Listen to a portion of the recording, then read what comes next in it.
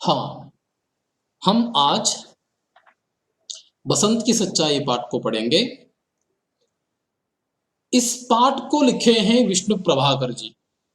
विष्णु प्रभाकर जी बसंत की सच्चाई एकांकी को लिखे हैं। यह एक एकांकी है, नाटक का एक प्रकार। जैसे मेरा बचपन आत्मकथा है, उसी तरह यह बसंत की सच्चाई एक एकांकी है, एकांकी छोटा नाटक। अच्छा, तो इस पाठ को विष्णु प्रभाकर जी ने लिखा है, तो ये उनका कुछ परिचय हमें प्राप्त करना अत्यंत आवश्यक है। उनका जन्म होता है 1912 में और 1909 में 2009 में उनका मरण हो जाता है। तो ये मानव जीवन का एक यथार्थ चित्रण करने वाले लेखकों में अत्यंत प्रमुख है। मानव जीवन का यथार्थ चित्रण करने वाले, यथार्थ जैसे वे देखते हैं उस मानव का जीवन को, किसी व्यक्ति का जीवन में उसे यथार्थ में ಹೇಗಿತ್ತೋ ಹಾಗೆ, ಹೇಗೆ ಕಂಡ್ರೋ ಹಾಗೆ ಚಿತ್ರಣ ಮಾಡುವಂತವರು. ಆ ತರಹದ ಲೇಖಕರಲ್ಲಿ ಇವರು अत्यंत प्रसिद्धರು, महत्वपूर्ण स्थान ಇದೆ ಇವರಿಗೊಂದು. इनका जन्म होता है उत्तर प्रदेश के मुजफ्फरनगर के मीरपुर में. इसे अंडरलाइन करके रखिए, उत्तर प्रदेश के मुजफ्फरनगर के मीरपुर में 1912 में. पंजाब में शिक्षा पाकर वहीं 15 साल तक उन्होंने सरकारी नौकरी की. पंजाब ನಲ್ಲಿ ಓದ್ತಾರೆ, ಅಲ್ಲೇ 15 ವರ್ಷ ಸರ್ಕಾರಿ ನೌಕರಿಯನ್ನು ಕೂಡ ಮಾಡ್ತಾರೆ ಅವರು. 1955 में आकाशवाणी के दिल्ली केंद्र में नाटक निर्देशक बने. ಆಕಾಶವಾಣಿ ಡೆಲ್ಲಿಯಲ್ಲಿ ಅವರು ನಾಟಕದ ನಿರ್ದೇಶಕರಾಗಿ ಕೆಲಸವನ್ನ ಮಾಡ್ತಾರೆ. ಅದರ ನಂತರ ಸ್ವಲ್ಪ ಬಹಳ ವರ್ಷ ಇರಲಿಲ್ಲ ಅಲ್ಲಿ, 1.5 वर्ष बाद वहां से त्याग पत्र दिया. तब से स्वतंत्र साहित्यिक के रूप में जीवन यापन कर रहे थे. ಸ್ವಲ್ಪ ವರ್ಷವೇ ಅಲ್ಲಿ ಮಾಡಿ ಅವ್ರು ಏನ್ ಮಾಡ್ತಾರೆ, ಅಲ್ಲಿ ಸ್ವತಂತ್ರ ಸಾಹಿತಿಗಳಾಗಿ ಕೆಲಸ ಮಾಡ್ತಾರೆ. ಮತ್ತೊಬ್ಬರು ಅಂಡರ್ ಕೆಲಸ ಮಾಡೋದಿಲ್ಲ, ತಮ್ಮದೇ ಸಾಹಿತ್ಯವನ್ನ ಅವರು ಮಾಡ್ತಾರೆ, ರಚನೆಯನ್ನ ಮಾಡ್ತಾರೆ.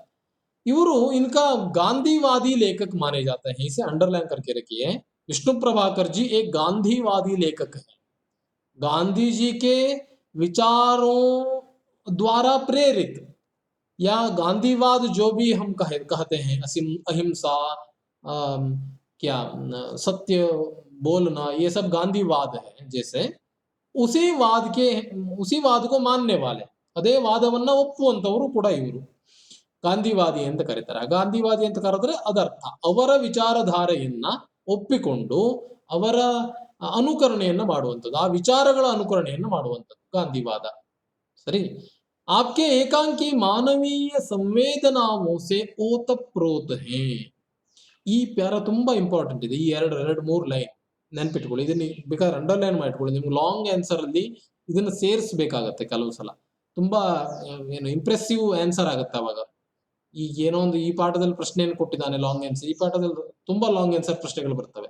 ಅವಾಗ ನೀವು ಬರೆಯುವಾಗ ಸ್ಟಾರ್ಟಿಂಗ್ ಅಲ್ಲಿ ಇದನ್ನ ಬರ್ಕೊಳ್ಬಹುದು, ಏನಂತ, विष्णु प्रभाकर जी के एकांकी मानवीय संवेदनाओं से ओतप्रोत है. ಮಾನವೀಯ ಸಂವೇದನೆಗಳಿಂದ, ಮಾನವೀಯ ಸಂವೇದನೆ ಅಂತಂದ್ರೆ ಪ್ರತಿಕ್ರಿಯೆ, ಸಂವೇದನೆ ಅಂತಂದ್ರೆ ಮತ್ತೊಬ್ಬರಿಗೆ ಏನೋ ಆಗ್ತಾ ಇರೋದನ್ನ ಗಮನಿಸಿ ಅದಕ್ಕೆ ಸರಿಯಾದ ಪ್ರತಿಕ್ರಿಯೆ ನೀಡುವಂಥದ್ದು, ಮಾನವೀಯ ಪ್ರತಿಕ್ರಿಯೆ ನೀಡುವಂಥದ್ದು, ಮಾನವೀಯ ದಯೆ ಇತ್ಯಾದಿಗಳ ಗುಣಗಳ ಮಾನವೀಯತೆ ಅನ್ನುವಂಥದ್ದು, ಅದರ ಪ್ರತಿಕ್ರಿಯೆ ನೀಡುವುದು. ಅವುಗಳಿಂದ ಓತಪ್ರೋತ ಹೇ ಅಂತಂದ್ರೆ ತುಂಬಿಕೊಂಡಿದೆ, ಓತಪ್ರೋತವಾಗಿದೆ ಅಂತ ತುಂಬಾ ತುಳುಕ್ತಾ ಇದೆ. ಅಂದ್ರೆ ಅವರು ಮೇನ್ಲಿ ಮಾನವೀಯ ಸಂವೇದನೆಗಳನ್ನೇ ತಮ್ಮ ಮುಖ್ಯ ಒಂದು ಇಂಟೆನ್ಷನ್ ಆಗಿ ತಮ್ಮ ಲೇಖನದಲ್ಲಿ ಇಟ್ಟಿರ್ತಾರೆ. मानवीय संबंधों का मनोवैज्ञानिक धरातल पर भावनात्मक चित्रण इनके एकांकियों की विशेषता है. ಏನ್ ಹೇಳ್ತಾ ಇದ್ದಾನೆ, ಮಾನವೀಯ ಸಂಬಂಧಗಳ, ಮಾನವ ನಡುವೆ ಇದ್ದಂತಹ ಮಾನವೀಯ ಸಂಬಂಧಗಳ ಮನೋವೈಜ್ಞಾನಿಕ, ಮನೋವೈಜ್ಞಾನಿಕ ಅಂದ್ರೆ ನನ್ನ ವಿಚಾರದಲ್ಲಿ ವೈಜ್ಞಾನಿಕವಾಗಿ ಸರಿಯಾಗಿರುವಂತದ್ದನ್ನ, ಮನೋವೈಜ್ಞಾನಿಕ್ ಧರಾತಲ್ ಪರ್, ಧರಾತಲ ಶಬ್ದದ ಅರ್ಥನೂ ಅದೇ, ಬೇಸ್ ಅಂತ. ಧರಾತಲ್, ನೀವಂತ ನಾವಲ್ಲಿ ಮುಂಚಿನ ಪಾಠದಲ್ಲಿ ಒಂದು ಶಬ್ದ ಬಳಕೆ ಮಾಡಿದ್ವಿ, ನೀವ್ ಅನ್ನೋ ಶಬ್ದವನ್ನ. ಅದೇ ಧರಾತಲ್ ಅನ್ನೋ ಶಬ್ದವೂ ಕೂಡ. पर भावनात्मक चित्रण इनके पंक्तियों की इनके एकांकियों की ವಿಶೇಷತಾ ಹೇ. ಇವರ ಏಕಾಂಕಿಗಳಲ್ಲಿ ಏನು ಮಾನವೀಯ ಸಂಬಂಧಗಳ ಮನೋವೈಜ್ಞಾನಿಕ ತಳಹದಿ, ಮಾನವೀಯ ಭಾವನಾತ್ಮಕ ಚಿತ್ರಣ ಕಂಡು ಬರುತ್ತೆ ಇವರದ್ದು. ಇದನ್ನ ಇವೆರಡು ಲೈನ್ ತುಂಬಾ ಇಂಪಾರ್ಟೆಂಟ್ ಇದೆ, ಸೊ ಅದನ್ನ ನೆನ್ಪಿಟ್ಕೊಳ್ಳಿ ಆದಷ್ಟು. ಇವರ ಪ್ರಮುಖ ರಚನೆಗಳು ಆವಾರ ಮಸೀಹ, ಆಮೇಲೆ ತಟ್ಕೆ ಬಂಧನ್, ಆಮೇಲೆ ನಿಶಿಕಾಂತ, दर्पण का व्यक्ति, धरती अब भी घूम रही है, ಯುಗೆ ಯುಗೆ ಕ್ರಾಂತಿ, ಗೃಹಸ್ಥಿ ಆದಿ. ಸುಮಾರು ತುಂಬಾ ಇವರು ರಚನೆಗಳನ್ನ ಮಾಡಿದ್ದಾರೆ. ಇವರಿಂದ ರಚಿಸಲ್ಪಟ್ಟಂತಹ ಒಂದು ಏಕಾಂಕಿ ಏನಿದೆ ಅದು ಬಸಂತ್ ಕಿ ಸಚ್ಚಾಯಿ. ಹಮ್ ಇಸ್ ಪಾಠ ಕೋ ಕ್ಯೂ ಪಡೆ. ಯಾಕೆ ಒಂದು ಪಾಠವನ್ನು ಕೊಟ್ಟಿದ್ದಾರೆ ಅಂತಂದ್ರೆ ಅದರಿಂದ ಏನೋ ಒಂದು ಕಲ್ತ್ಕೊಳ್ಳಿಕ್ಕೆ ಬೇಕಾದ ಅಂಶವನ್ನು ಸೇರಿಸಿ ಕೊಟ್ಟಿರ್ತಾರೆ. ಯಾಕೆ ಈ ಪಾಠವನ್ನ ನಾವು ಓದಬೇಕು? क्योंकि हम इस पाठ से प्रेरित हो सकते हैं किस विषय में, या प्रामाणिकता के विचार पर. प्रामाणिकता से जीने का सीख हम इस पाठ से ले सकते हैं. ಪ್ರಾಮಾಣಿಕತೆಯಿಂದ ಜೀವನ ಮಾಡುವಂಥದ್ದು, ಜೀವನದಲ್ಲಿ ಪ್ರಾಮಾಣಿಕತೆಯನ್ನ ತನ್ನದಾಗಿಸ್ಕೊಂಡು ಸಾಗುವಂಥದ್ದು, ಇದು ತುಂಬಾ ನಾವು ಇದರಲ್ಲಿ ಈ ಪಾಠದಲ್ಲಿ ಕಲ್ತುಕೊಳ್ತೇವೆ. ತುಂಬಾ ಮನೋಜ್ಞವಾಗಿ, ತುಂಬಾ ಸೊಗಸಾಗಿ ಒಂದು ಕಥೆಯನ್ನು ಹೇಳ್ಕೊಂಡು ಹೋಗ್ತಾರೆ. ಒಂದು ಬಡ ಬಾಲಕನ ಚಿತ್ರಣವನ್ನ ಮಾಡಿದ್ದಾರೆ ಇದರಲ್ಲಿ. ಸೊ ಈ ಪಾಠದಲ್ಲಿ ಬರುವಂತಹ ಕ್ಯಾರೆಕ್ಟರ್ಗಳು ಯಾವ್ಯಾವುದು? ಒಬ್ಬನು ಬಸಂತ್ ಬರ್ತಾನೆ. ಏಕ್ ಬಸಂತ್ ಆತಾ ಹೈ, ವಹ ಕೌನ್ ಹೈ? एक गरीब शरणार्थी लड़का है, गरीब भी है और शरणार्थी लड़का. शरणार्थी शब्द का अर्थ क्या है? किसी का शरण में गया हुआ, ಯಾರ್ದೋ ಒಬ್ಬರ ಶರಣುವಿಗೆ ಹೋಗಿರುವಂತಹ ಅಂತಂದ್ರೆ ಶರಣಾರ್ಥಿ. ನನ್ನ ಶರಣಿಗೆ ಬಂದೆ, ನನಗೆ ಏನು ಮುಂಚಿನ ಕಾಲದಲ್ಲೆಲ್ಲ ರಾಜ ಮಹಾರಾಜರೆಲ್ಲ ಏನಾಗ್ತಾ ಇದ್ರು ಅಂತಂದ್ರೆ ಯುದ್ಧದಲ್ಲಿ ಸೋತಾಗ ಯಾರೋ ಒಬ್ಬನು ಮತ್ತೊಂದು ರಾಜ್ಯದ ಹತ್ರ ನಾನು ಇನ್ನು ಶರಣದಲ್ಲಿ ಇರ್ತೇನೆ, ನನಗೆ ಒಂದು ಇದ್ರ ಕೊಡಿ, ಕೃಪೆಯನ್ನ ಕೊಡಿ ಅಂತ ಕೇಳ್ಕೊಳ್ತಾರೆ. ಅಥವಾ ಇನ್ನೂ ತುಂಬಾ ಹೇಳಬೇಕು ಅಂತಂದ್ರೆ ನಮ್ಮ ಭಾರತದಲ್ಲಿ ಬುದ್ಧರು ಇದ್ದಾರಲ್ವಾ, ಈಗ ನಾವು ಟಿಬೇಟಿಯನ್ ಕಾಲನಿ ಮುಂಡ್ಗೋಡಲ್ಲೆಲ್ಲ ನೋಡ್ತೇವಲ್ವಾ, ದಲೈಲಾಮಾನ್ ಮೇಲೆ ಚೀನಾದವರ ತುಂಬಾ ಇದಾಗತ್ತೆ, ಹಿಂಸಾಚಾರ ಆಗತ್ತೆ ಬೌದ್ಧರ ಮೇಲೆ ಅಲ್ಲಿ ಈ ಕಡೆಗೆ. ಅವರು ಭಾರತ ದೇಶಕ್ಕೆ ಬಂದು ಭಾರತದಲ್ಲಿ ನಮಗೆ ಶರಣನ್ನ ನೀಡಬೇಕು ಅಂತ ಕೇಳ್ಕೊಳ್ತಾರೆ ಭಾರತದ ಪ್ರಧಾನಿಗಳಲ್ಲಿ. ಆಗ ಅವರಿಗೆ ನಮ್ಮ ದೇಶದಲ್ಲಿ ಒಂದು ವ್ಯವಸ್ಥೆಯನ್ನು ಮಾಡಿಕೊಡ್ತಾರೆ. ಅವರು ಶರಣಾರ್ಥಿಗಳು ನಮ್ಗೆ ನಿಜವಾಗಿಯೂ ಅಲ್ಲಿರುವವರೆಲ್ಲರಿಗೂ ಅವರದ್ದೇ ಹಾಗಾಗಿ ಸಪರೇಟ್ ಕಾಲೋನಿಗಳನ್ನ ನಿರ್ಮಾಣ ಮಾಡಿಕೊಟ್ಟಿದ್ದಾರೆ. ಅವರಿಗೆ ಎಲ್ಲ ಕಡೆ ಇರ್ಲಿಕ್ಕಿಲ್ಲ, ಅವರಿಗೆ ನಿರ್ದಿಷ್ಟವಾದ ಜಾಗವನ್ನು ಕೊಟ್ಟಿದ್ದಾರೆ. ಅವರ ರಕ್ಷಣೆ ನಮ್ಮ ದೇಶದ ಹೊಣೆ, ನಮ್ಮ ದೇಶದ ಜವಾಬ್ದಾರಿ. ಅವರು ನಮ್ಮ ದೇಶದ ಮೂಲ ಪ್ರಜೆಗಳಲ್ಲ. ಹಾಗಾಗಿ ಶರಣುವಿಗೆ ಬಂದಂತಹ ಮತ್ತೊಬ್ಬನ ದೈನ್ಯತೆಗೆ, ಮತ್ತೊಬ್ಬನ ಇದಕ್ಕೆ ಸಿಕ್ಕೊಂಡಿರುವಂತಹ ಅವನ ಕೆಳಗೆ ತಾನಿರುವಂತವನು ಅನ್ನೋದು ಶರಣಾರ್ಥಿ ಶಬ್ದ. ಇವನು ಬಡವನೂ ಆಗಿದ್ದ ಬಸಂತ, ಜೊತೆಗೆ ಮತ್ತೊಬ್ಬನ ಏನು ಛತ್ರದಲ್ಲಿ, ಮತ್ತೊಬ್ಬನ ಮನೆಯಲ್ಲಿ ವಾಸವಾಗಿರ್ತಾನೆ ಅವನ ದಯೆಯಿಂದ. ಓಕೆ, ಆಮೇಲೆ ಪ್ರತಾಪ ಅನ್ನುವಂತಹ ಮತ್ತೊಂದು ಕ್ಯಾರೆಕ್ಟರ್ ಬರುತ್ತೆ ಇದರಲ್ಲಿ. प्रताप ಅಂತಂದ್ರೆ बसंत का वह छोटा भाई है. बसंतना जो गरीब शरणार्थी लड़का है बसंत, उसका छोटा भाई है प्रताप. और पंडित राजकिशोर आते हैं. पंडित राजकिशोर जी एक नेता हैं. ಒಬ್ರು ನೇತಾ ಅಂತಂದ್ರೆ ಆಡಳಿತಗಾರ ಅಥವಾ ಮುಖ್ಯಸ್ಥ, ನೇತಾ, ಲೀಡರ್. डॉक्टर तथा दो राह चलते व्यक्ति. डॉक्टर भी आते हैं इसमें और दो राह चलते व्यक्ति भी आते हैं. एक डॉक्टर आता है, राह चलते व्यक्ति, राह यानी रास्ता, रास्ते में चलने वाले जो व्यक्ति हैं, दो राह चलते व्यक्ति भी इसमें इस एकांकी में हमें दिखाई देते हैं. तो एक नाटक है, तो नाटक कैसे प्रारंभ होता है? नाटक का दृश्य के बरा हिसाब से नाटक चलता है. ದೃಶ್ಯಗಳು, ಒಂದು ದೃಶ್ಯ, ಎರಡು ದೃಶ್ಯ, ಮೂರು ದೃಶ್ಯ, ನಾಲ್ಕು ದೃಶ್ಯ. ಇದು ಏಕಾಂಕಿ ಆಗಿರೋದ್ರಿಂದ ತುಂಬಾ ಕಡಿಮೆ ದೃಶ್ಯಗಳಿರ್ತವೆ, ಪಾರ್ಟ್ ಕಡಿಮೆ ಇರ್ತವೆ. ದೊಡ್ಡ ನಾಟಕಗಳಲ್ಲಿ ಜಾಸ್ತಿ ದೃಶ್ಯಗಳು ಬರಬಹುದು. ಈಗ ಹಾಗಾದ್ರೆ ನಾಟಕವನ್ನ ರಂಗಮಂಚಕ್ಕೆ ಪ್ರಸ್ತುತಿಪಡಿಸುವಾಗ ಆ ರಂಗ ಅನ್ನುವಂಥದ್ದು ಹೇಗಿರಬೇಕು? ರಂಗ ಮಂಚದಲ್ಲಿ ಏನು ಆ ಒಂದು ಸ್ಟೇಜ್ ಸೆಟ್ಟಿಂಗ್ ಹೆಂಗಿರ್ಬೇಕು ಅನ್ನೋದನ್ನ ಹೇಳ್ತಾ ಇದ್ದಾನೆ. ಮೊದಲನೇ ದೃಶ್ಯದಲ್ಲಿ ಸ್ಟೇಜ್ ಹೀಗಿದೆ. ಸ್ಟೇಜ್ ಪರ್ ಏನಿದೆ, ಸುವಿಧಾನುಸಾರ, ಸುವಿಧಾಕ್ಕೆ ಅನುಸಾರ, ಸುವಿಧಾನುಸಾರ ಲಭ್ಯತೆ, ಯಾವ್ಯಾವ ವಸ್ತುಗಳ ಲಭ್ಯತೆ ಇದೆಯೋ ಆ ಲಭ್ಯತೆಗಳನ್ನೆಲ್ಲ ನೀವು ನೋಡ್ಕೊಳ್ಳಿ. ನೋಡ್ಕೊಂಡು ಸುವಿಧಾನುಸಾರ ನಿಮ್ಗೆ ಏನೇನು ವಸ್ತು ಸಿಗ್ತಾ ಇದೆ ಆ ನಮ್ನಿ ಸೆಟ್ಟಿಂಗ್ ಮಾಡ್ಕೊಳ್ಳಿ. एक बड़े नगर के बाजार का प्रतीकात्मक दृश्य, एक बड़ा नगर है, ದೊಡ್ಡ ಪೇಟೆ, ಉಸ್ಕೆ ಬಾಜಾರ್ ಒಂದು ಆ ಪೇಟೆಯ ಒಂದು ಮಾರುಕಟ್ಟೆ ಪ್ರದೇಶ, ಅಲ್ಲಿ ತುಂಬಾ ಆಕ್ಟಿವ್ ಆಗಿರುವಂತಹ ವಸ್ತುಗಳನ್ನು ಕೊಂಡುಕೊಳ್ಳುವಂತಹ ಜಾಗ. ಬಾಜಾರ್ಕ ಪ್ರತೀಕಾತ್ಮಕ್, ಪ್ರತೀಕಾತ್ಮಕ್ ಅಂತಂದ್ರೆ ಅದರ ಪ್ರತೀಕವಾಗಿರುವಂತಹ ಮತ್ತೊಂದು ದೃಶ್ಯವನ್ನ ನೀವು ರೆಡಿ ಮಾಡ್ಕೊಳ್ಳಿ. ಅದಕ್ಕಾಗಿ ಅವನು ಹಾಕಿದ್ದಾನೆ ಸುವಿಧಾನುಸಾರ ಅಂತ. ಯಾಕಂದ್ರೆ ಒಂದು ನೀವು ಸ್ಟೇಜ್ ಅನ್ನ ರೆಡಿ ಮಾಡುವಾಗ ಆ ಸ್ಟೇಜ್ ನಲ್ಲಿ ನೀವು ತುಂಬಾ ವಸ್ತುಗಳು ಬೇಕಾಯ್ತು. ಯಾಕಂದ್ರೆ ಒಂದು ಪೇಟೆಯ ದೃಶ್ಯವನ್ನ ನಾನೀಗ ಕ್ರಿಯೇಟ್ ಮಾಡಬೇಕು ಅಂತಂದ್ರೆ ಅಲ್ಲಿ ಬಹಳಷ್ಟು ಆಕ್ಟಿವಿಟಿಗಳು ಆಗ್ತಾ ಇರ್ತವೆ, ಅಂಗಡಿಗಳಿರ್ತವೆ, ಬಹಳಷ್ಟು ವಸ್ತುಗಳು ಇರಬೇಕಾಯ್ತು. ಹಾಗಾಗಿ ನಿಮ್ಮ ಹತ್ರ ಎಷ್ಟು ಇದೆಯೋ ಸುವಿಧಾನುಸಾರ, ಆಪ್ಕೆ ಸುವಿಧಾನುಸಾರ आप इस तरह के एक प्रतीकात्मक दृश्य बनाइए. ನಾಟಕದ ಮೊದಲನೇ ಸ್ಟೇಜ್ ಹೀಗಿದೆ. ಅಲ್ಲಿ ಏನೇನಾಗ್ತಾ ಇದೆ, ಆನೆ ಜಾನೆ, ಬರುವಂತಹ ಹೋಗುವಂತಹ, ಲೇನೆ ದೇನೆ ಕ ಶೋರ್, ಲೇನ್ ದೇನ್, ಲೇನ್ ದೇನ್ ಅಂತಂದ್ರೆ ಕೊಡುಕೊಳ್ಳುವಿಕೆ, ತಗೊಳ್ಳೋದು ಕೊಡೋದು, ಲೇನ್ ದೇನ್, ಲೇನ್ ದೇನ್, ಲೇನೆ ದೇನೆ ಕ ಶೋರ್, ಶೋರ್ ಗದ್ದಲ, ಸರಿ.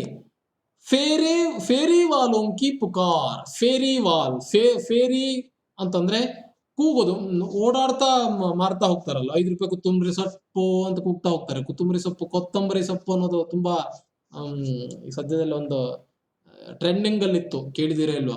ಕೊತ್ತಂಬರಿ ಸೊಪ್ಪು ರಾತ್ರಿ 1 ಗಂಟೆಗೆ ಯಾರೋ ತರ್ಲಿಕ್ಕೆ ಹೋಗಿದ್ರಂತೆ.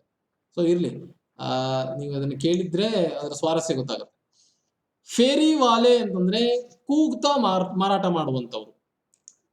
ಈ ವಸ್ತುವಿಗೆ ಇಷ್ಟು ರೂಪಾಯಿ ಅಂತ ಕೂಗ್ತಾ ಕೂಗ್ತಾ ಹೋಗ್ತಾರಲ್ಲ, ಅದು ಫೇರಿ ವಾಲೋಂಕೆ ಪುಕಾರ್, ಕೂಗು, ಸರಿ.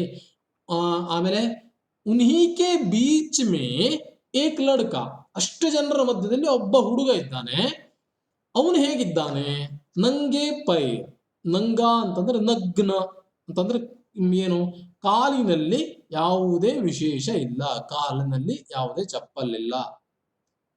ನಂಗೆ ಪೈರ್, ಅಲ್ಲಿ ಚಿತ್ರದಲ್ಲಿ ನೀಟಾಗಿ ಕೊಟ್ಟಿದ್ದಾನೆ, ನಂಗೆ ಪೈರ್, ಪೈರ್ ಕಾಲು, ಕಾಲು ಚಪ್ಪಲಿಲ್ಲದೆ ಬರಿಗಾಲಿನಲ್ಲಿದ್ದಾನೆ. ಫಟೆ ಕಪಡೆ ಪಹನೆ, ಉಸ್ಕಾ ಕಪಡಾ ಜೋ ಹೇ ವೋ ಫಟಾ ಹೇ, ಫಟ್ನಾ ಅಂತಂದ್ರೆ ಹರಿಯೋದು. ಉಸ್ಕಾ ಕಪಡ ನೋಡಿ, ಅವನ ಅಂಗಿ ಕಪಡ ಬಟ್ಟೆ, ಅವನ ಬಟ್ಟೆ ಹರಿದೋಗಿದೆ, ಮಧ್ಯ ಎಲ್ಲ ಪ್ಯಾಚ್ ವರ್ಕ್ ಮಾಡಿ ಇಟ್ಕೊಂಡಿದ್ದಾನೆ. ಫಟೆ ಕಪಡೆ ಪಹನೆ, ಹಾತ್ ಮೇ, ಕೈಯಲ್ಲಿ, ಸಾಮಾನ್ ಸಂಭಾಲೆ, ಬಹಳಷ್ಟು ವಸ್ತುಗಳನ್ನ, ಸಂಭಾಲ್ಕರ್ ಏನು ಸರಿಯಾಗಿ ನೀಟಾಗಿ ಇಟ್ಟುಕೊಂಡು, ಸಂಭಾಲ್ಕರ್ ಭಾಗ್ತಾ ಹುವಾ ಆತಾ ಹೇ, ಓಡಿ ಬರ್ತಾ ಇದ್ದಾನೆ. ಅವನ ಮೈ ಮೇಲೆಲ್ಲ ತುಂಬಾ ವಸ್ತುಗಳಿವೆ ನೋಡಿ, ಅವನ್ನೆಲ್ಲ ಅವನು ಮಾರಾಟ ಮಾಡುವಂತಹ ಹುಡುಗ ಆಗಿದ್ದ. ಉಸ್ಕಿ ಆಯು ಲಗ್ ಭಗ್ 12 ವರ್ಷ ಕಿ ಹೇ, ಅವನ ವಯಸ್ಸು ಲಗ್ ಭಗ್ ಸರಿ ಸುಮಾರು, ಸಾಮಾನ್ಯವಾಗಿ 12 ವರ್ಷದ ಹುಡುಗ. ಉಸ್ಕಾ ನಾಮ್ ಹೇ ಬಸಂತ್, ವಹ ಪುಕಾರ್ ರಹಾ ಹೇ, ಅವನ ಹೆಸರೇ ಬಸಂತ್ ಅಂತ ಅವನು ಕೂಗ್ತಾ ಇದ್ದಾನೆ. ಏನು ಸಿಂಪಲ್ ಆಗಿ ಈ ಸ್ಟೇಜ್ ಈ ರೀತಿಯಾಗಿದೆ. ಪ್ರಾರಂಭದಲ್ಲಿ ಇನ್ನು ಕತೆ ಪ್ರಾರಂಭವಾಗುತ್ತೆ, ಇನ್ನು ಕತೆ ಶುರುವಾಗುತ್ತೆ. ನಾಟಕದಲ್ಲಿ ದೃಶ್ಯಗಳು ಈ ರೀತಿಯಾಗಿದೆ ಸ್ಟೇಜು, ಸರಿ. ಹೇಗೆ ಈ ಒಂದು ಏನಿದೆ, ಒಂದು ಸೆಕೆಂಡ್, ಸ್ಟೇಜ್ ನಲ್ಲಿ ದೊಡ್ಡ ನಗರ, ಆ ನಗರದಲ್ಲಿ ಬಹಳಷ್ಟು ಜನರು ಓಡಾಡ್ತಾ ಇದ್ದಾರೆ, ಕೊಡುಕೊಳ್ಳುವಿಕೆ, ಕೂಗು ಕೇಳಿಸ್ತಾ ಇದೆ. ಅದರ ಮಧ್ಯದಲ್ಲಿ ಒಬ್ಬ ಹುಡುಗ, ಅವನು ಮೈ ತುಂಬಾ ಕೆಲವಷ್ಟು ವಸ್ತುಗಳನ್ನ ಇಟ್ಕೊಂಡಿದ್ದಾನೆ, ಅದನ್ನು ಮಾರಾಟ ಮಾಡ್ಲಿಕ್ಕೆ ಓಡಾಡ್ತಾ ಇದ್ದಾನೆ, ಜೊತೆಗೆ ಕೂಗ್ತಾ ಇದ್ದಾನೆ, ಕ್ಯಾ ಪುಕಾರ್ ರಹಾ ಹೈ ಬಸಂತ್, ಛಲನಿ ಲೇ ಲೋ, बटन ले लो, दिया सलाई ले लो, वह चिल्ला रहा है. बिना चिल्लाए तो किसी उस बड़े बाजार में बिना चिल्लाए किसी को सुनाई भी नहीं देगा, ದೊಡ್ಡ ಕೂಗ್ಲೇಬೇಕು ಅನಿವಾರ್ಯ. ಅವನು ಎಷ್ಟು ಜನರನ್ನ ಆಕರ್ಷಿಸ್ತಾನೋ ಅವನ ಹತ್ರ ಇರುವಂತಹ ವಸ್ತುಗಳು ಅಷ್ಟೇ ಖರ್ಚಾಗುತ್ತೆ, ಇಲ್ಲದೋದ್ರೆ ಖಾಲಿ ಆಗೋದಿಲ್ಲ. ಅವನು ಕೂಗುವಾಗ ಕೂಗ್ತಾ ಕೂಗ್ತಾ ಮಾರಾಟ ಮಾಡುವಾಗ ದೊಡ್ಡದಾಗಿ ಕೂಗ್ತಾ ಇದ್ದಾನೆ. ಛಲನಿ, ಛಲನಿ ಶಬ್ದ का अर्थ है जो चाय दूध इत्यादि को जिसमें हम क्या कर सकते हैं, छलनी ಅದನ್ನ ಅರಸುವಂಥದ್ದು. ओके, छल उसमें एक एक उपकरण है वो छलनी यानी ಜಾಲಿದಾರ್ एक छोटा सा उपकरण. ನಾವು ಕನ್ನಡದಲ್ಲಿ ಹೇಳಬೇಕು ಅಂತಂದ್ರೆ ಅರಿಸೆ ಹುಟ್ಟು, ಸಿಂಪಲ್ ಆಗಿ ಅರಿಸುವಂತಹ. ಚಾಯ್ ಎಲ್ಲ ನೀರು ಚಾ ಮಾಡಿದ ತಕ್ಷಣ ಅರಿಸ್ತೇವಲ್ವಾ, ಅದು ಸೋಸುವಂತಹ ಹುಟ್ಟು, ಅರಿಸೆ ಹುಟ್ಟು. छलनी ले लो, छलनी उसे बोलते हैं छलनी. बटन ले लो, बटन ओके, गुंडी, ಬಟನ್ ಅಂತಂದ್ರೆ ಗುಂಡಿ, ಗುಂಡಿಗಳನ್ನ ತೆಗೆದುಕೊಳ್ಳಿ. ದಿಯಾ ಸಲಾಯಿ ಲೇಲು, ದಿಯಾ ಸಲಾಯಿ ಶಬ್ದಕ ಅರ್ಥ ಕಡ್ಡಿ ಪೊಟ್ಟಣ. ಓಕೆ, ಪ್ರಥಮ್ ಅನ್ಮ್ಯೂಟ್ ಮಾಡ್ಕೋ, ಮ್ಯೂಟ್ ಮಾಡ್ಕೊಳಪ್ಪ, ಅನ್ಮ್ಯೂಟ್ ಅಲ್ಲ ಸಾರಿ. ಏನು ದಿಯಾ ಸಲಾಯಿ ಅಂತಂದ್ರೆ ಕಡ್ಡಿ ಪೊಟ್ಟಣ. ಈ ಮೂರು ಶಬ್ದಗಳು. ಅವನು ಏನೇನ್ ಕೇಳ್ತಾ ಇದ್ದಾನೆ, ಛಲ್ನಿ ಲೇಲೋ, ಬಟನ್ ಲೇಲೋ, ದಿಯಾ ಸಲಾಯಿ ಲೇಲೋ. ಈ ಮೂರು ವಸ್ತುಗಳನ್ನ ಅವನು ಮಾರಾಟ ಮಾಡ್ತಾ ಇದ್ದಾನೆ. कोई उसकी बात नहीं सुनता, ಯಾರೊಬ್ರು ಕೇಳ್ತಾ ಇಲ್ಲ ಅವನ ಮಾತನ್ನ. ಸಬ್ ಉಸೆ ದೇಖ್ತೆ ಹೇ, ಎಲ್ಲರೂ ನೋಡ್ತಾ ಇದ್ದಾರೆ ಅವನನ್ನ, ಆದ್ರೆ ಅವನ ಮಾತನ್ನ ಕೇಳುವವರು ಯಾರು ಇಲ್ಲ. ಅವ್ರು ಆಗೆ ಬಡ್ ಜಾತೆ, ಹಾಗೆ ಮುಂದೆ ಹೋಗ್ತಾ ಇದ್ದಾರೆ. ಅವನು ಕೂಗ್ತಾ ಇದ್ದಾನೆ, ನನ್ನ ಹತ್ರಕ್ಕಿದೆ ಏನು ಸೋಸುವ ಸಲಕರಣೆ ಇದೆ, ಬಟನ್ ಇದೆ, ದಿಯಾ ಸಲಾಯಿ ಇದೆ, ಕಡ್ಡಿ ಪಟ್ನ ಇದೆ, ತಗೊಳ್ಳಿ ಅಂತ ಕೂಗ್ತಾ ಇದ್ದಾನೆ. ಎಲ್ಲರೂ ಹತ್ರಕ್ಕೆ ಬಂದು ಅವ್ನು ನೋಡ್ತಾರೆ, ಹಾಗೆ ಮುಂದೆ ಹೋಗ್ತಾರೆ. ಯಾರೊಬ್ರು ತೆಗೆದುಕೊಳ್ತಾ ಇಲ್ಲ. आगे बढ़ते हैं. इसी समय एक खद्दरदारी व्यक्ति वहां से जाते दिखाई देते हैं. इसी समय कौन आते हैं वहां पर, एक खद्दरदारी व्यक्ति. खद्दरदारी व्यक्ति यानी क्या है, जो ठीक ठाक वस्त्र पहने हो, वो दिखने में एक सज्जन लगते हो. जो व्यक्ति ठीक ठाक वस्त्र पहनकर दिखने में सज्जन लगते हैं वो खद्दरदारी. ಒಂದು ಠೀವಿ ಅಂತ ಇರುತ್ತೆ. ಠೀವಿ ಅಂತಂದ್ರೆ ಟಾಟಾ ಟಿ ಟಿ, ಸಣ್ಣ ಟ ಅಲ್ಲ, ಠೀ ದೊಡ್ಡ ಠ. ಒಂದು ವ್ಯಕ್ತಿತ್ವ, ಒಂದು ಗಂಭೀರತೆ, ಹೋಗ್ತಾ ಇದ್ರೋ ವ್ಯಕ್ತಿ ಅವನು ನೋಡ್ಬೇಕು ಅನ್ಸುತ್ತೆ, ಅಷ್ಟು ಸ್ವಲ್ಪ ಗಾಂಭೀರ್ಯದಿಂದ ಹೋಗುವಂಥದ್ದು. ಸರಿ, ಅದು ಖದ್ದರದಾರಿ, ಗಾಂಭೀರ್ಯತೆ ಇರುವಂತಹ ಒಬ್ಬ ವ್ಯಕ್ತಿ ವಹಾಸೆ ನಿಕಲ್ತೆ ಹುವೆ ವಹಾಸೆ ಜಾ ರಹಾ ಹೈ, ಅಲ್ಲಿಂದ ಹೋಗ್ತಾ ಇದ್ದಾನೆ ಒಬ್ಬ ವ್ಯಕ್ತಿ. वे कौन थे, वे मजदूर नेता पंडित राजकिशोर हैं. मजदूरों के नेता हैं, मजदूर ಶ್ರಮಿಕರು, ಕಾರ್ಮಿಕರು, ಮಜ್ದೂರೋं के ನೇತಾ हैं, ಅವರ ಲೀಡರ್, ನೇತೃತ್ವವನ್ನು ವಹಿಸಿದಂತಹ ವ್ಯಕ್ತಿ ಅವನೇ ಪಂ ರಾಜಕಿಶೋರ್, ಪಂಡಿತ್ ರಾಜಕಿಶೋರ್. ಸರಿ, ಅವನ ಹೆಸರು ಪಂಡಿತ್ ರಾಜಕಿಶೋರ್ ಅಂತಾಗಿತ್ತು. वसंत उन्हें देखकर उनके पीछे भागता है. वसंत उसे देख लिया, ವಸಂತ ಅವನ ನೋಡ್ದ, ಅವನ ಹಿಂದ್ಗಡೆ ಓಡ್ಲಿಕ್ಕೆ ಶುರು ಮಾಡ್ದ. ಯಾಕಂದ್ರೆ ಅವನು ಖದ್ದರ್ದಾರಿ ವ್ಯಕ್ತಿ. ಅವನ ದೃಷ್ಟಿಯಲ್ಲಿ, ವಸಂತನ ದೃಷ್ಟಿಯಲ್ಲಿ ಅವನು ನೋಡ್ಲಿಕ್ಕೆ ತುಂಬಾ ನೀಟಾಗಿ ಕಾಣಿಸ್ತಾ ಇದ್ದಾನೆ, ಜೆಂಟಲ್ಮೆನ್ ತರ ಕಾಣಿಸ್ತಾ ಇದ್ದಾನೆ. ಅವನು ಯಾರು ಅಂತ ಗೊತ್ತಿಲ್ಲ ಅವನಿಗೆ. ಆದ್ರೆ ಅವನನ್ನ ನೋಡಿದ ತಕ್ಷಣ ಇವನು ನನ್ನಲ್ಲಿರುವಂತಹ ವಸ್ತುಗಳನ್ನ ಖರೀದಿ ಮಾಡಬಲ್ಲ ಅಂತ ಅನಿಸ್ತಾ ಇದೆ ಬಸಂತನಿಗೆ. ಹಾಗಾಗಿ ಅವನ ಹಿಂದೆ ಓಡಿ ಹೋದ. बसंत गया. साहब बटन लीजिए, देसी बटन है, इस बटन को लीजिए, यहाँ देसी बटन है, ದೇಶೀಯ ನಿರ್ಮಿತವಾದಂತಹ ಬಟನ್, ಗುಂಡಿಗಳು. ಸಾಹಬ್ ದಿಯಾ ಸಲಾಯಿ ಲೀಜಿಯೇ, ಕಡ್ಡಿ ಪಟ್ಟಣವನ್ನ ತೆಗೆದುಕೊಳ್ಳಿ.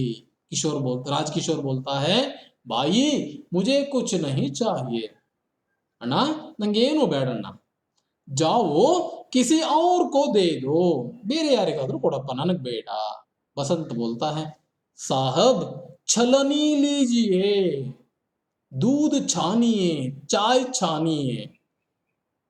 ಸಾಹಬ್ ಕ್ಯಾ ಲೀಜಿಯೇ, ಛಲನಿ, ಸೂಸುವಂತಹ ಸಲಕರಣೆ ತಗೊಳ್ಳಿ, ಅದರಲ್ಲಿ ಹಾಲನ್ನಾದ್ರೂ ಅರಸಿ, ನೀವು ಚಾಯನ್ನಾದ್ರೂ ಅರಸಿ, ಇದನ್ನಾದ್ರೂ ತಗೊಳ್ಳಿ. ಕಿಶೋರ್ ಬೋಲ್ತಾ ಹೈ, ಮುಜೆ ನಹಿ ಚಾಹಿಯೇ, ನನಗ್ ಬೇಡಪ್ಪ. ಬಸಂತ್ ಬೋಲ್ತಾ ಹೈ, ಬಟನ್. ಬಸಂತ್ ಹೇಳ್ತಾ ಇದ್ದಾನೆ ನಿಧಾನಕ್ಕೆ, ಇದಾದ್ರೂ ಒಂದು ಬಟನ್ ಆದ್ರೂ. ರಾಜಕಿಶೋರ್ ಬೋಲ್ತಾ ಹೈ ನಹಿ.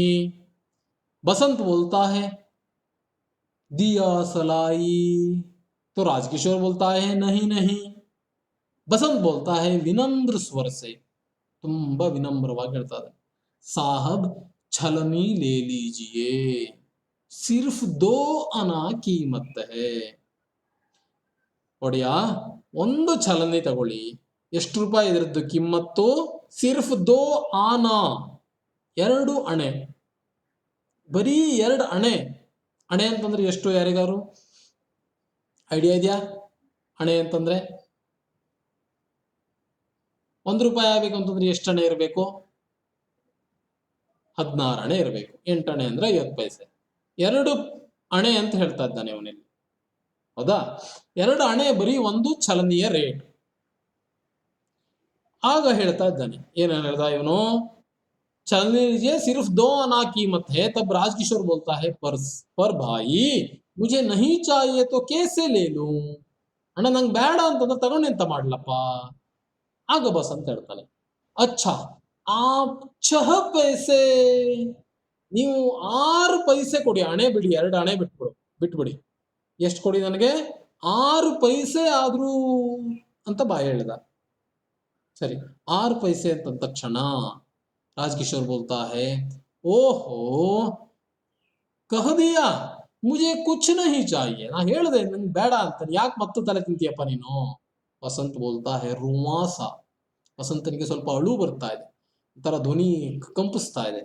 ಸಾಹಬ್ ಸವೇರೆ ಸೆ ಅಬ್ ತಕ್ ಕುಚ್ ನಹಿ ಬಿಕಾ. ಬೆಳಗ್ಗಿನಿಂದಲೂ ಇಷ್ಟು ತನಕ ಏನು ಸ್ವಲ್ಪವೂ ನನ್ನಿಂದ ವ್ಯಾಪಾರ ಆಗ್ಲಿಲ್ಲ. ಕುಚ್ ನಹಿ ಬಿಕಾ, ಆಪ್ಸೆ ಆಶಾ ಥೀ, ನಿಮ್ಮಿಂದ ಏನೋ ಒಂದು ಆಸೆ ಇತ್ತು, ಏನೋ ನೀವು ತಗೊಳ್ಕೊಳ್ತೀರಿ ಈ ವಸ್ತುವನ್ನ, ನನಗೇನೋ ಒಂದು ಚೂರು ಕಾಸು ದುಡ್ಡಾಗತ್ತೆ. ಸಾಹಬ್ ಏಕ್ ತೋ ಲೇ ಲೀಜಿಯೇ, ಒಂದಾದ್ರೂ ತಗೊಳ್ಳಿ, ಏನಾದ್ರೂ ಒಂದಾದ್ರೂ ಅಂತ ಹಠಕ್ಕೆ ಬಿದ್ದ ವಸಂತ. ಆಗ ರಾಜಕಿಶೋರ್ ಹೇಳ್ತಾನೆ, ಜೇಬ್ ಸೆ 2 ಪೈಸೆ ನಿಕಾಲ್ತೆ ಹುವೆ, ಕಿಸಿಯಿಂದ 2 ಪೈಸೆಯನ್ನ ತೆಗೆದು ತುಮ್ ತೋ ಅಚ್ಚಾ तुम्हें पैसे चाहिए, लो ये 2 पैसे लो और जाओ. ಓ ನಿಂಗೆ ದುಡ್ಡು ಬೇಕೋ? ತಗ 2 ಪೈಸೆ ತೆಗೆದ ಕೈಯಲ್ಲಿ ಇಳಿಸಿದ, ತಗೋ ಈ 2 ಪೈಸೆ, ಮತ್ ಇಲ್ಲಿಂದ ದಾಟಪ್ಪ, ನನ್ನ ತಲೆ ತಿನ್ಬೇಡ, ನನಗೆ ಯಾವ ವಸ್ತುಗಳು ಬೇಡ ನಿನ್ನ ಹತ್ರ ಇರೋದು. ನಿನಗೆ ದುಡ್ಡು ಬೇಕು ತಾನೆ, ತಗ 2 ಪೈಸೆ ನಾ ಕೊಡ್ತೇನೆ, ಇಟ್ಕೊಬಿಡು ನೀನು. अब राजकिशोर पैसा देने को तैयार है. तब बसंत बोलता है, नहीं साहब मैं पैसे नहीं लूंगा, साहब मैं पैसे नहीं लूंगा, ನನಗೆ ದುಡ್ಡು ಬೇಡ. ಅರೆ ಪೈಸೆ ನಹಿ ಲೂಂಗಾ, ಏನಪ್ಪ ಹಂಗಂದ್ರೆ? ನಿನಗೆ ದುಡ್ಡು ಬೇಡವಾ? ದುಡ್ಡು ಬೇಡ ಅಂದ್ರೆ ಏನಪ್ಪ ಬೇಕಾಗಿದ್ದಂಗಂದ್ರೆ? ಹೇಳ್ತಾ ಇದ್ದಾನೆ ಮುಂದೆ, ಮೈ ಪೈಸೆ ನಹಿ ಲೂಂಗಾ, ಛಲನಿ ಲೇ ಲೋ. क्या ले लो? ಛಲನಿ ಲೇ ಲೋ, ಛಲನಿಯನ್ನ ತೆಗೆದುಕೊಳ್ಳಿ. ಬಟನ್ ಲೇ ಲೋ, ಬಟನ್ ಅನ್ನ ತಗೊಳ್ಳಿ, ಬಟನ್ ಅನ್ನಾದ್ರೂ ಖರೀದಿ ಮಾಡಿ. कोई उसकी बात नहीं सुनता. ಸಾರಿ, ನಹಿ ಲೋಗೆ, ಓ ಸಾರಿ ತಪ್ಪಿ ಹೋಯ್ತಲ್ಲ, ನಹಿ ಲೋಗೆ. ಆಗ ಬಸಂತ ಹೇಳ್ತಾನೆ, ಜಿ ನಹಿ ಆಪ್ ಛಲನಿ ಖರೀದ್ ಲೀಜಿಯೇ, ನನ್ನ ಹತ್ರ ಒಂದು ಛಲನಿಯನ್ನು ಖರೀದಿ ಮಾಡಿ ನೀವು, ನನಗೆ ನಿಮ್ಮ ದುಡ್ಡು ಬೇಡ. ರಾಜಕಿಶೋರ್ ಬೋಲ್ತಾ ಹೈ, ಅಚ್ಚಾ ಏಕ್ ಛಲನಿ ಮೇ ತುಮೆ ಕ್ಯಾ ಬಚೇಗಾ. ಹಾ ಸರಿಯಪ್ಪ, ತಗೊಂಡೇ ಬಿಡ್ಬೇಕು ಅಂತ ಅಷ್ಟು ಒತ್ತಾಯ ಮಾಡ್ತೀರ, ನಿನಗೆ ಒಂದು ಛಲನಿಯಿಂದ ಎಷ್ಟು ಲಾಭ ಸಿಗುತ್ತೆ, ಎಷ್ಟು ನಿನ್ಗೆ ಉಳಿಯುತ್ತೆ ಲಾಭ? ತಬ್ ಬಸಂತ್ ಬೋಲ್ತಾ ಹೈ, 2 ಪೈಸೆ, 2 ಪೈಸೆ ನನಗೆ ಲಾಭ. 2 ಅಣೆ ಅದ್ರ ಕಿಮ್ಮತ್ತು, ಅದ್ರಲ್ಲಿ ನನಗೆ ದೊರೆಯೋದು 2 ಪೈಸೆ ಲಾಭ. ಆಗ ರಾಜಕಿಶೋರ್ ಹೇಳ್ತಾನೆ, तो बस पैसे ले लो और समझ लो कि मैंने एक छलनी खरीद ली. तुम समझ लो, इन 2 पैसों को आप रख लो और मुझ समझ लो कि मैंने उसे खरीद लिया है और तुम यहां से निकल जाओ. ತಗೋ, ನೀನು ಅಂದ್ಕೊಳ್ಳಪ್ಪ ನಾನು ತಗೊಂಡಿದ್ದೇನೆ ಅಂತ, 2 ಪೈಸೆ ಇಟ್ಕೊ ಹೋಗು ಅಂತ. ಆದ್ರೆ ಬಸಂತನ ನೋಡಿ, ಇಲ್ಲಿ ಒಂದು ಮೊದಲನೇ ಅವನ ಗುಣ ಗೊತ್ತಾಗ್ತಾ ಇದೆ, ಬಸಂತನ ಗುಣ. ನಹಿ ಸಾಬ್ ನಹಿ, ಯಹ ತೋ ಬೀಖ್ ಹೇ. ಬೀಖ್ ಹೇ, ಬೀಖ್ ಅಂತಂದ್ರೆ ಬೇಡಿ ತಗೊಳ್ಳುವಂಥದ್ದು, ಬೇಡೋದು. ನಾನು ಬೇಡ್ತಾ ಇಲ್ಲ, ನಾನು ವಸ್ತುಗಳನ್ನ ಮಾರಾಟ ಮಾಡಿ ಅದನ್ನ ಏನ್ ಮಾಡ್ತಾ ಇದ್ದೇನೆ, ದುಡ್ಡಿಂದ ನಾನು ಜೀವನ ಮಾಡ್ತಾ ಇದ್ದೇನೆ. ನೀವೀಗ ನಮ್ಗೆ 2 ಪೈಸೆ ಇಟ್ಕೊಳ್ಳಿ ಅಂತ ಕೊಡ್ತಾ ಇರೋದು ಭಿಕ್ಷೆ. ಭಿಕ್ಷೆನೇ ನಾನು ತಗೊಳ್ಬೇಕು ಅಂತಂದ್ರೆ ಅಷ್ಟು ವಸ್ತುಗಳನ್ನ ನನ್ಗೆ ಮಾರೋ ಅವಶ್ಯಕತೆ ಇರಲಿಲ್ಲ. ಎಲ್ಲೋ ಕೂತ್ಕೊಂಡು ಭಿಕ್ಷೆನೇ ಬೇಡ ಊಟ ಮಾಡ್ತಾ ಇದ್ದೆ. ನಾನು ಭಿಕ್ಷೆ ಬೇಡಲಿಕ್ಕೆ ಅಪೇಕ್ಷೆ ಇರುವಂತಹ ವ್ಯಕ್ತಿ ಅಲ್ಲ. यह तो भीख है, जो आप 2 पैसे दे रहे हैं वो भीख है, मैं भीख नहीं लूंगा, ನಂಗೆ ಬೇಡ ನಿಮ್ಮ ಭಿಕ್ಷೆ. ಆಪ್ ಚಲನಿ ಲೇಲು, ನೀವು ಚಲನಿಯನ್ನ ತೆಗೆದುಕೊಳ್ಳಿ. ಮೊದಲನೇ ಪಾಯಿಂಟು, ಬಸಂತನ ಗುಣಗಳನ್ನು ನಿಮಗೆ ಕಡೆಗೆ ಪ್ರಶ್ನೆ ಮಾಡ್ತಾನೆ. ಇದು ಮೊದಲನೇ ಗುಣ, ವಹ ಕ್ಯಾ ಹೈ, ಖುದ್ ಕಾ ಕಮಾಯಿ ಸೆ जीने का बालक है, किसी दूसरे का भीख से नहीं. सही. राजकिशोर पर इस बात का बड़ा असर होता है. ರಾಜಕಿಶೋರ್ಗೆ ಇವನು ಈ ಹೇಳಿದಂತಹ ಈ ಮಾತು ಏನಿದೆ, ನಾನು ಭಿಕ್ಷೆ ಬೇಡೋದಿಲ್ಲ ಅಂತ, ಕೇಳೋದು ಹೇಳ್ತಾ ಇಲ್ಲ ಅಂತ, ತುಂಬಾ ಪ್ರಭಾವ ಬೀರ್ತಾವ ಅವನ ಮೇಲೆ. ಯಾಕಂದ್ರೆ ಅವನು ಶ್ರಮಿಕರ ನಾಯಕ, ಅವನಿಗೂ ಸಿಗುವಂತವ್ರು ಅಂತದ್ದೇ ಜನರಾಗಿರ್ತಾರೆ. ವೇ ಸಹಸಾ ಉಸ್ ಬಚ್ಚೆ ಕೋ ದೇಖ್ತೆ ಹೇ, ಸಹಸಾ ದೇಖ್ನಾ, ನೋಡ್ತಾ ಇರೋದು ಒಂಥರ ಹಿಂಗೆ ನಿರ್ದಿಷ್ಟವಾಗಿ ನೋಡ್ತಾರೆ.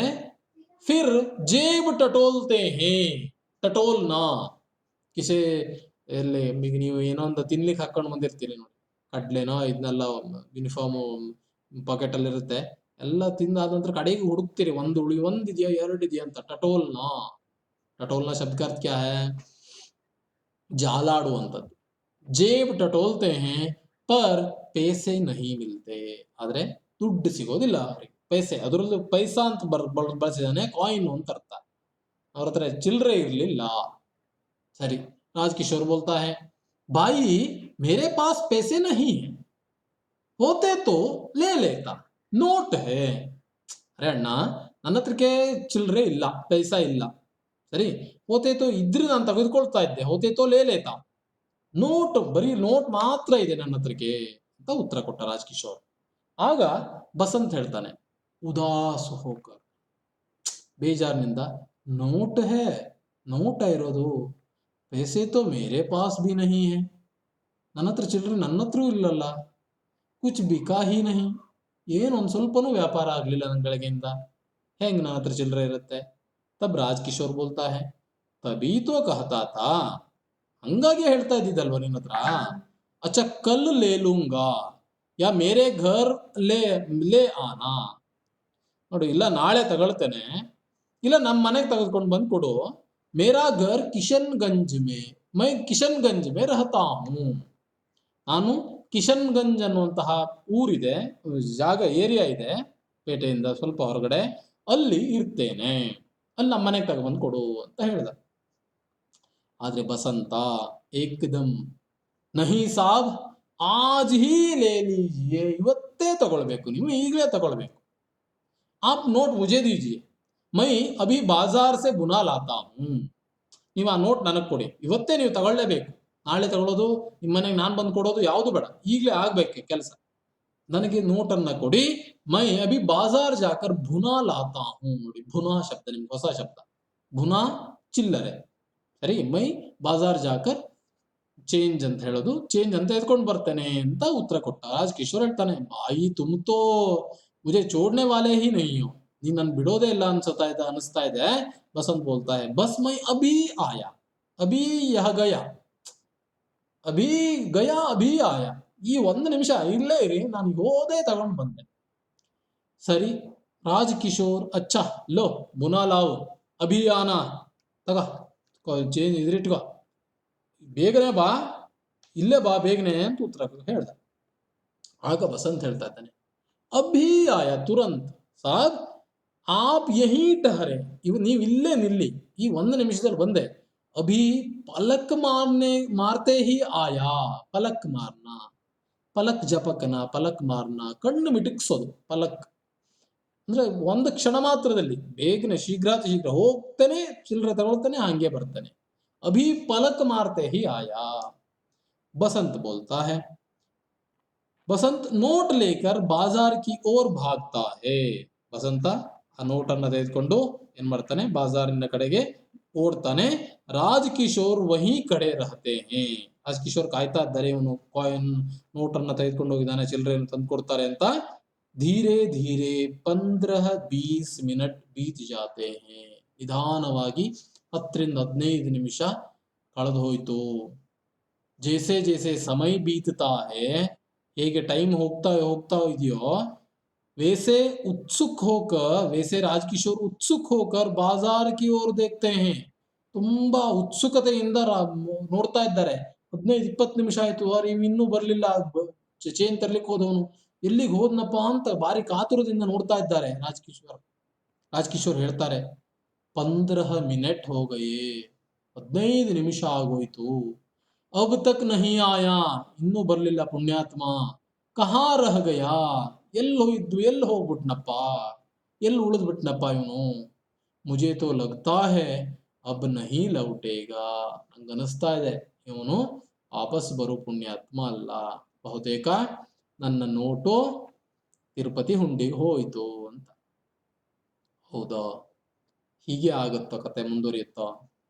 ಆ ಚಲನಿ ತೆಗೆದುಕೊಳ್ಳಿಕ್ಕೆ ಅಂತ ಚಿಲ್ಲರೆ ತಗೊಳ್ಳಿಕ್ಕೆ ಬರ್ಲಿಕ್ಕೆ ಹೋದಂತಹ ಬಸಂತ ವಾಪಸ್ ಬರ್ತಾನೋ ಇಲ್ವೋ, ಅಥವಾ ಅವನ 2 ರೂಪಾಯಿ ಮಜಾ ಮಾಡ್ಬಿಟ್ನೋ, ಯಾವುದೋ ಹೋಟ್ಲಿಗೆ ಹೋಗಿ ತಿಂಡಿ ತಿಂದ್ಬಿಟ್ನೋ, ಏನ್ ಮಾಡ್ದ, ಮುಂದೇನಾಗುತ್ತೆ ಅನ್ನೋದನ್ನ ನಮ್ಮ ಮುಂದಿನ ಪಾಠದಲ್ಲಿ ನೋಡೋಣ.